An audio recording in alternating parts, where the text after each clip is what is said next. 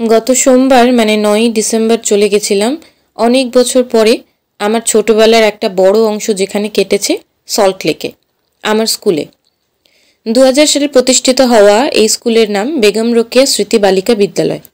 আচ্ছা, তোমরা বেগম রোকেয়া সাখাওয়াত হোসেনের নাম শুনেছ? জানো কে ছিলেন তিনি? আমার অনেক দিনের ইচ্ছা ছিল নিজের হাতে আঁকা বেগম রোকেয়ার একটি প্রতিকৃতি স্কুলকে উপহার দেওয়ার। পরিকল্পনাও ছিল অনেক দিন ধরে, কাজও চলছিল ধীর গতিতে। তাই ক্যানভাস রং তুলি নিয়ে বসে পড়লাম, ইন্টারনেট ঘেটে অনেক বেছে একটা ছবি নিয়ে। আর তারপর ব্যাস, ছবিও রেডি।